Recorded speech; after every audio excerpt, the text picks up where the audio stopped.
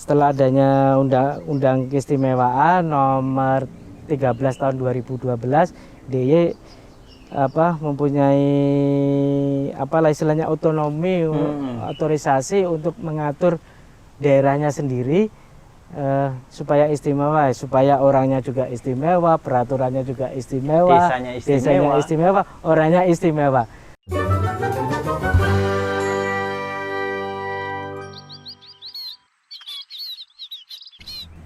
Halo Sobat Desa, selamat datang kembali di Podcast Desa, sebuah ruang untuk kita belajar bersama membangun Indonesia dari desa.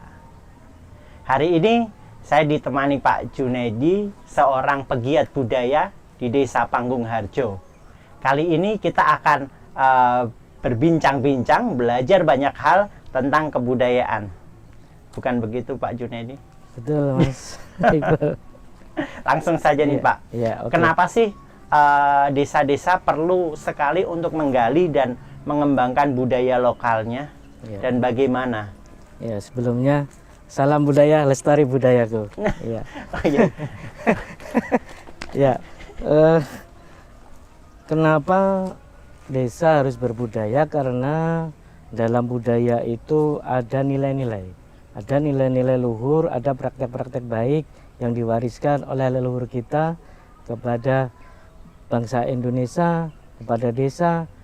Nilai-nilai luhur itu, praktek baik itu yang akan membuat manusia sejajar di hadapan manusia dan sejajar di hadapan pencipta juga. Itulah kenapa kita perlu berbudaya, agar kita paham akan nilai-nilai itu, nilai-nilai atau karakter-karakter yang ditanamkan oleh generasi leluhur kita gitu.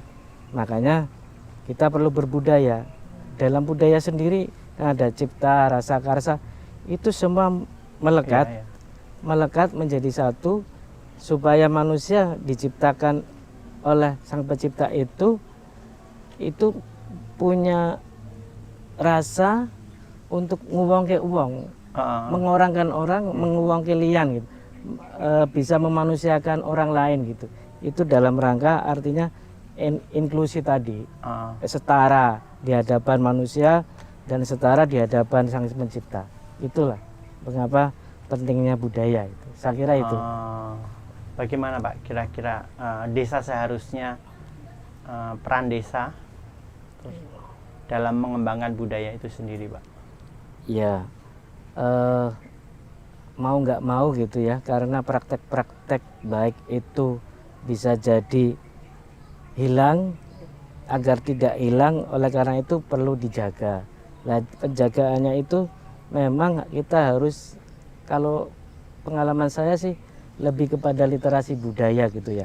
Artinya kita menginventarisir apa-apa saja yang ada di desa, terutama dalam hal ini Desa Panggungharjo, apa praktek-praktek baik, apa nilai-nilai positifnya yang bersumber dari para leluhur kita, itu kita inventarisir, kemudian kita laksanakan, dan kalau bisa kita tularkan kepada generasi selanjutnya gitu.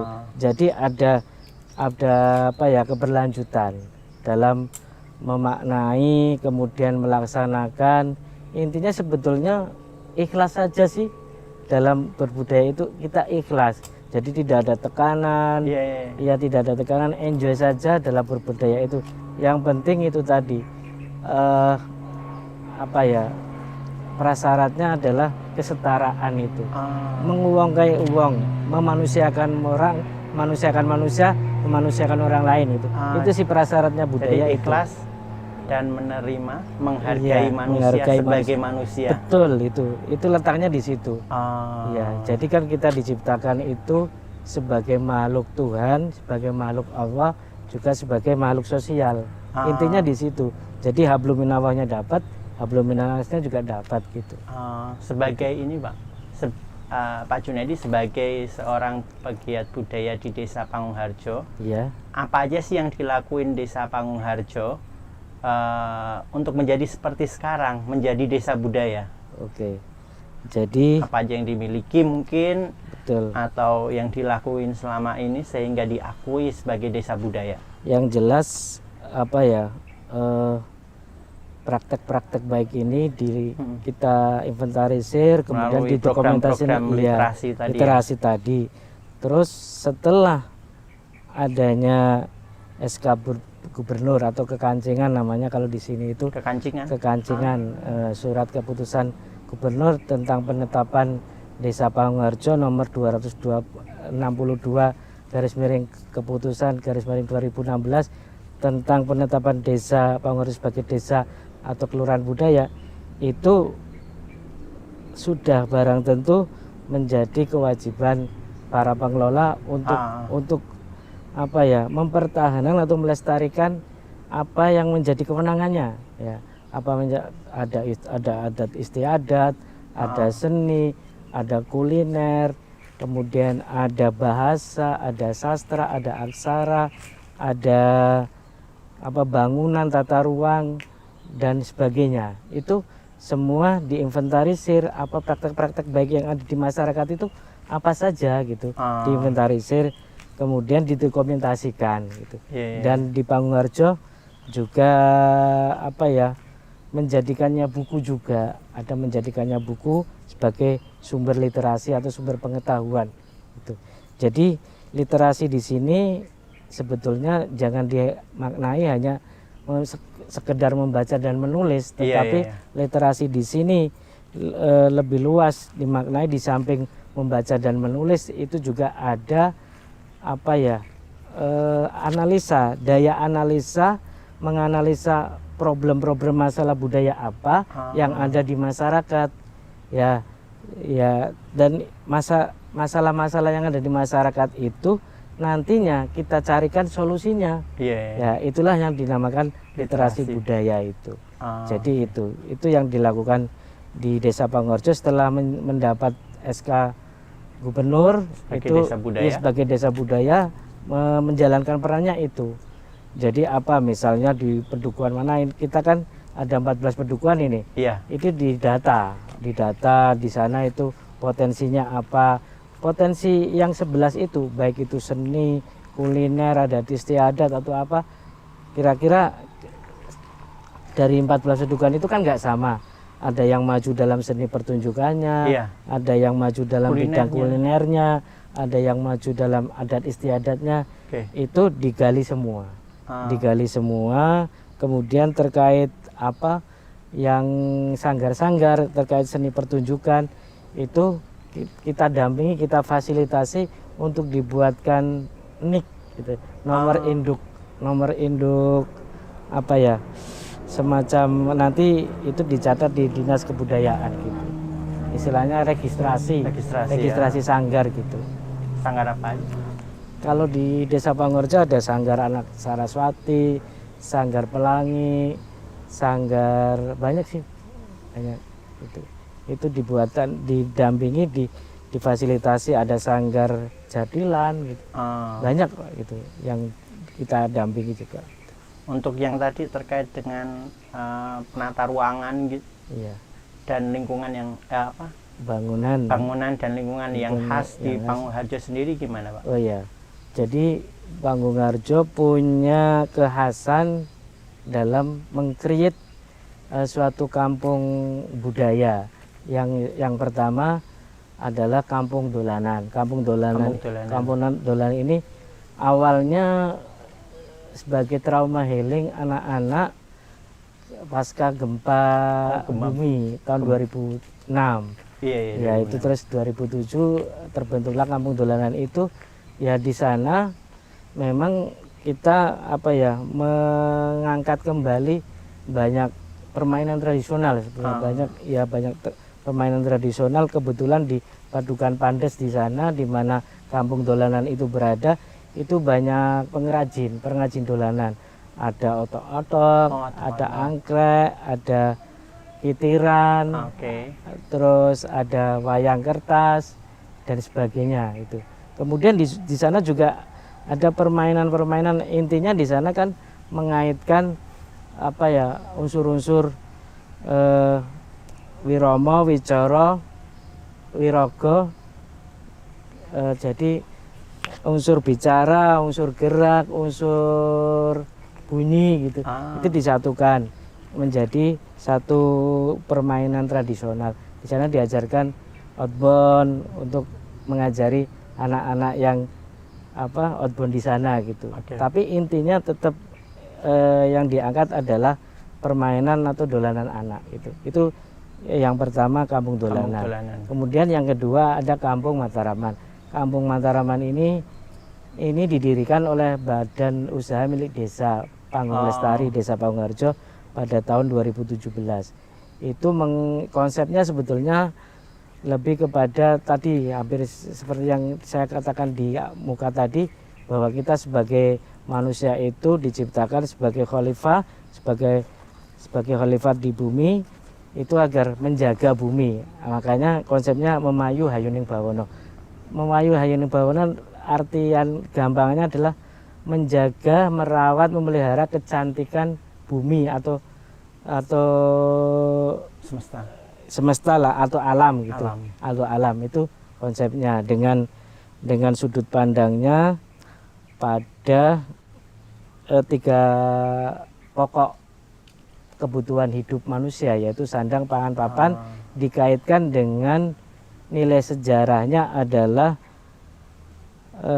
dikaitkan kerajaan Mataraman Islam abad 19, tapi konteksnya, sudut pandangnya, perspektifnya kewargaan, bukan perspektif kerajaan, tapi perspektifnya kewargaan. Jadi kampung kampungnya bukan kerajaan. Jadi apa yang dilakukan warga desa Pangungharjo pada abad 19 itu kayak apa sih?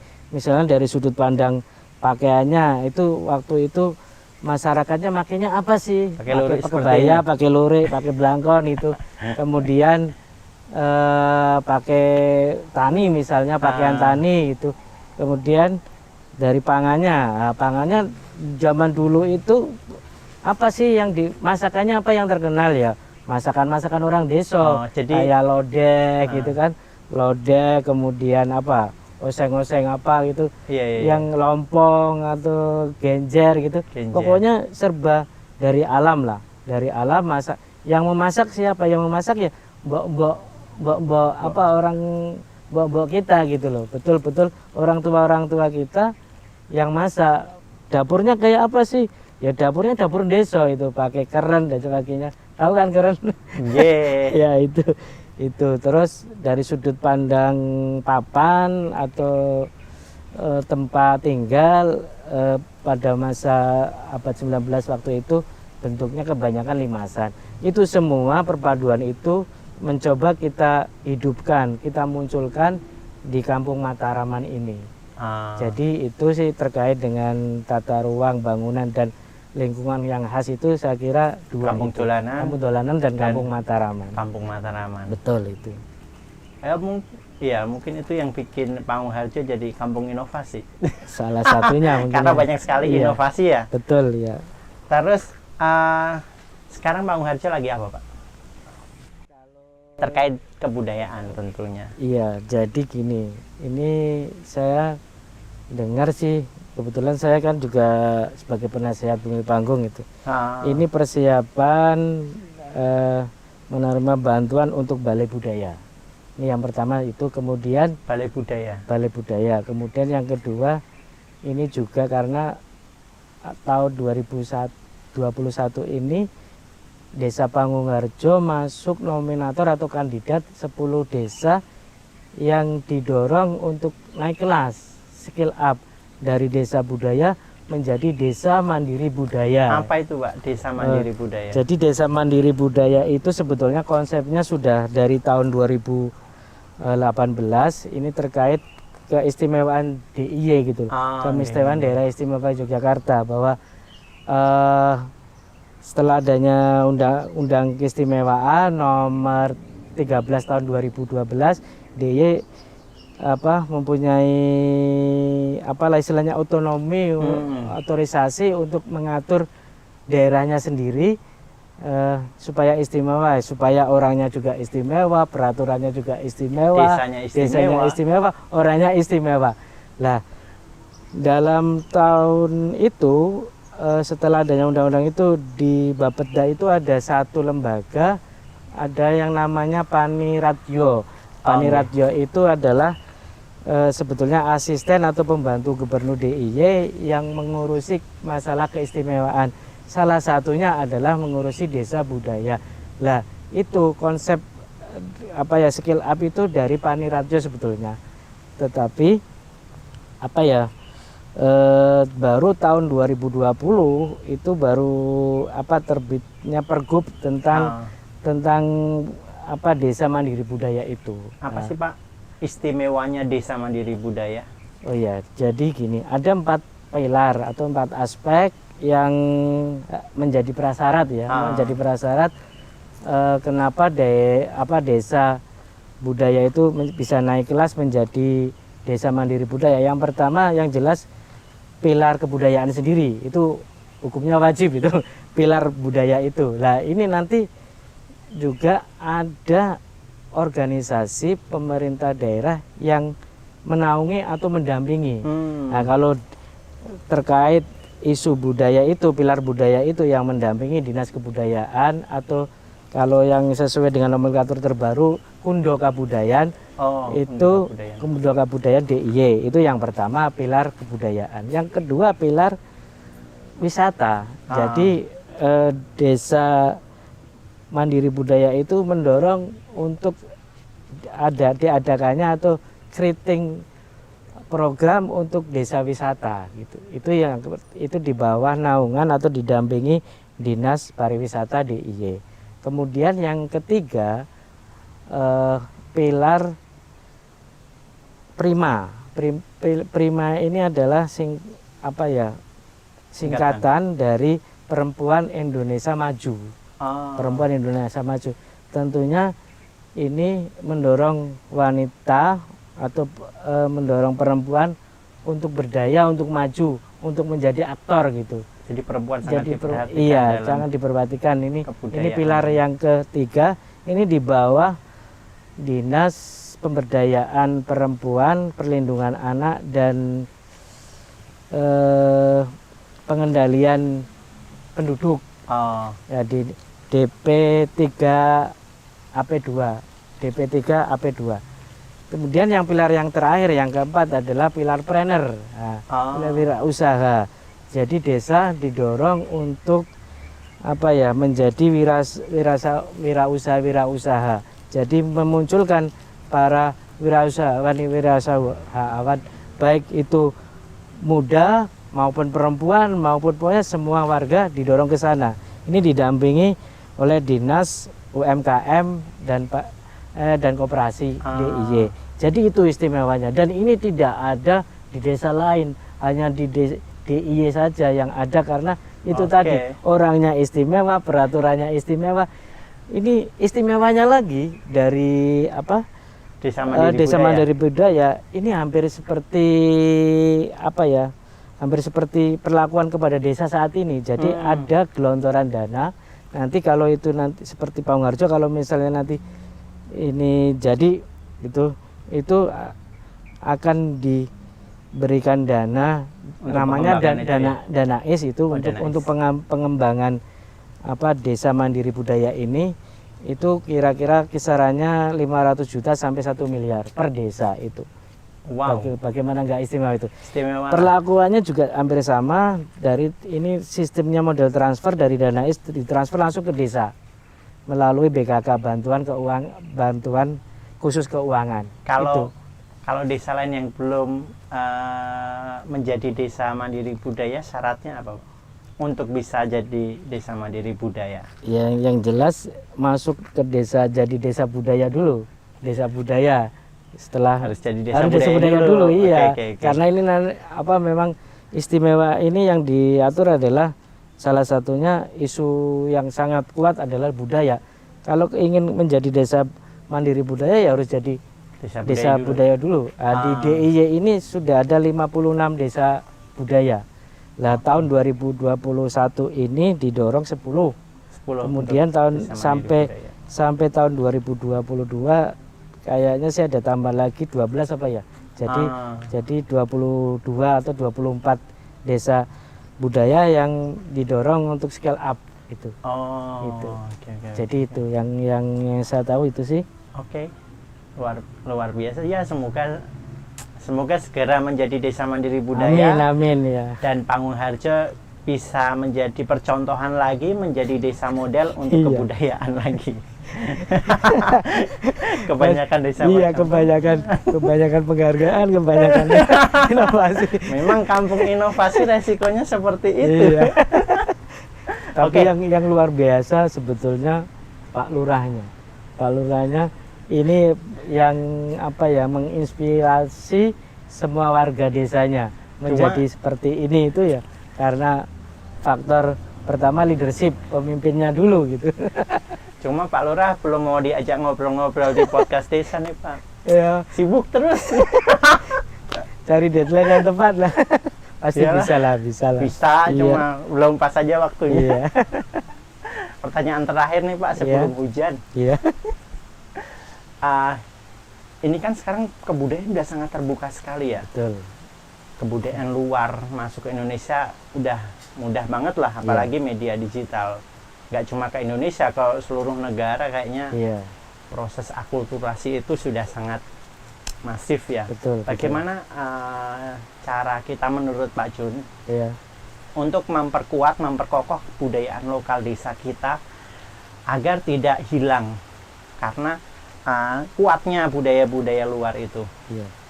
Kalau menurut saya harus ada orang orang atau aktor yang berprofesi apapun tetapi dengan ikhlas merawat nilai-nilai atau praktik-praktik baik tentang kebudayaan itu, isu kebudayaan itu yang nantinya juga ditularkan kepada generasi kita gitu. Itu yang pertama itu. Ya, terkait andai kata nanti tidak ada orang yang demikian lah, ya paling tidak menggerakkan generasi muda kita itu untuk lebih melek terhadap literasi lah, lebih literat terhadap literasi budaya lah, bagaimana budaya yang ada di masing-masing desanya, bagaimana menjaganya, bagaimana mengembangkan. Yang jelas kalau misalnya ada akulturasi, selama itu akulturasi itu bisa dipertanggungjawabkan tidak masalah. Menurut saya sah-sah saja. Yang penting sebagaimana referensi yang saya baca bahwa semua yang baik itu mesti budaya, tapi semua apa-apa yang negatif belum tentu budaya. Malah bisa jadi bukan budaya. Jadi hal positif, hal baik, praktek-praktek baik itu mesti budaya. Tetapi praktek-praktek yang tidak baik itu bukan budaya. Karena ada sebagian orang yang mengartikan misalnya malas, kemudian kalau di Jawa itu ada molimo, itu dianggap budaya, padahal itu bukan budaya, itu jelas bukan budaya. Budaya mesti baik itu. Oke. Saya kira itu. Matur suwun ya Pak. Sama-sama. Mungkin ternyata udah deras. udah mulai deras, Iya. udah mulai hujan. Iya. Mungkin itu saja podcast desa kali ini. Terima kasih teman-teman. Sampai jumpa di podcast desa minggu depan. Dadah. Salam budaya, lestari budayaku.